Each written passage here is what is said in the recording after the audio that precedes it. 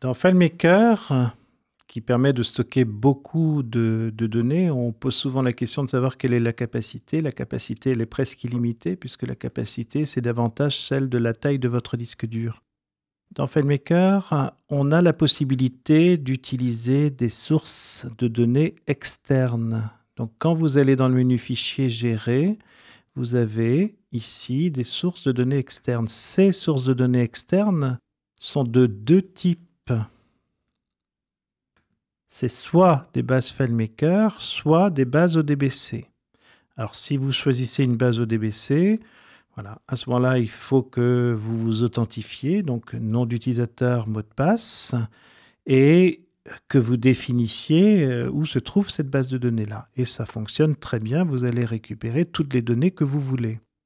Bon, ici, on va faire un petit peu plus simple, on va récupérer une autre base de données FileMaker. Voilà, donc FileMaker, je vais lui demander d'ajouter un fichier, et voilà, c'est une autre base stock que je vais utiliser. Alors cette base stock, c'est une table unique avec une colonne code, une colonne désignation, une colonne prix d'achat, prix de vente et quantité en stock tout simplement. Voilà. OK. Et donc là, j'ai mon fichier base stock qui est disponible. Parfait. Fichier gérer base de données. Je vais lui demander du coup d'ajouter dans la liste de mes liens cette table-là dont je vais avoir besoin pour mettre en place tout à l'heure mes devis, mes factures. Donc jusqu'ici, on cherchait toujours des données dans le fichier actif. On va maintenant aller les chercher dans la base stock. Donc vous voyez, le fait de référencer une base extérieure va permettre de l'utiliser comme si c'était une propre table du fichier dans lequel nous nous trouvons. OK. Voilà. Donc voilà ma base stock qui apparaît, qui est pourtant une base externe.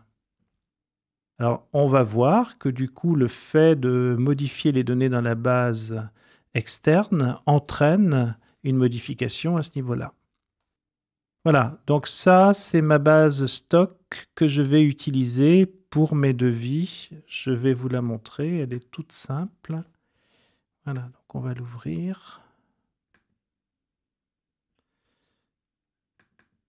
Voilà, rien de plus linéaire que ça. Voilà, eh bien, voilà comment on peut, depuis FileMaker, utiliser des sources de données externes. On va aller chercher ici.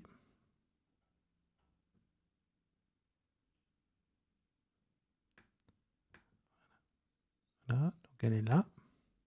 Et rien n'empêche ensuite, au niveau des liens, de l'ajouter. Donc pour l'ajouter, j'ai fait ça, ajouter une table, et je suis allé la chercher à côté.